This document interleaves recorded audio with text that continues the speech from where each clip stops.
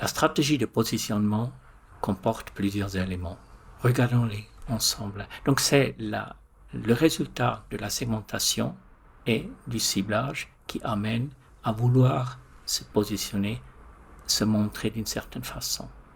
Le positionnement est une question de comment vous, en tant que produit et société, vous êtes ancré dans la mémoire et dans le cerveau des clients. C'est pourquoi cette citation ici où il dit « vaut mieux être le premier dans l'esprit des gens qu'être le premier dans le marché ». Vous voyez, des marques se positionnent par rapport à leur concurrence. Donc là, vous avez la croix de positionnement et avec des critères. Le critère peut être bon marché, bonne qualité, très sexy ou très classique. Et vous avez, vous, tout à droite, votre société, et vous avez par la suite le concurrent A, B, C et D.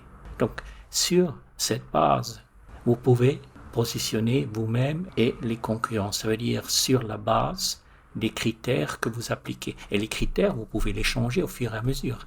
Vous pouvez avoir plusieurs de ces croix de positionnement selon les critères que vous pouvez utiliser.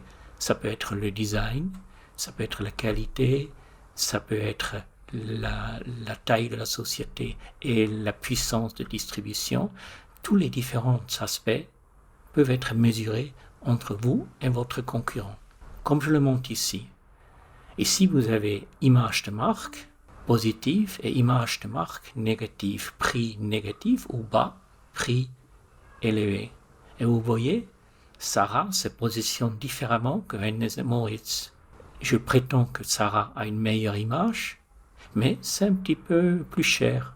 Hennes & Mauritz est assez au milieu, mais convaincre pas toujours tout le monde.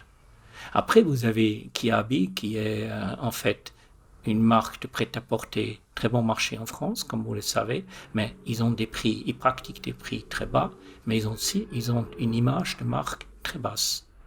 Donc, le positionnement peut se faire à travers de plusieurs attributs. Par exemple, la fonction, le design, le service, l'attribut du prix ou de la qualité, un prix élevé, un prix bas, une excellente qualité, une basse qualité. L'application ou l'utilisation, c'est facile à utiliser, c'est plutôt pour des professionnels et pour cette raison plutôt difficile à utiliser ou complexe. Qui utilise le produit? La femme, l'homme, les enfants, le professionnel? Ça fait aussi une question de positionnement.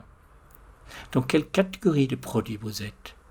La cosmétique essaye toujours de se positionner dans le luxe. Il y a d'autres marques de luxe, comme par exemple des sacs à main, Hermès, Louis Vuitton et d'autres.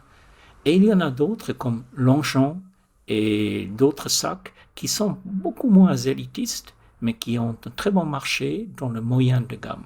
Et par rapport à vos concurrents, qui sont vos concurrents et quel prix ils pratiquent, comment ils sont vus? C'est justement la question entre Zara et Hennes & Mauritz. Donc tout ça, le design, la fonction, les prix, qualité, application, le produit en soi, et la catégorie de produits, l'utilisateur, les concurrents, tout ça sont les ingrédients, les éléments qui déterminent finalement votre positionnement vis-à-vis d'un marché. Regardez là un exemple.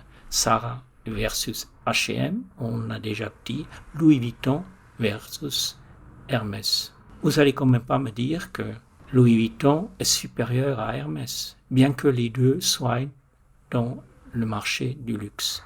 Mais Hermès, c'est beaucoup plus désirable, beaucoup plus exclusif. Il est important de clarifier un aspect par rapport au positionnement.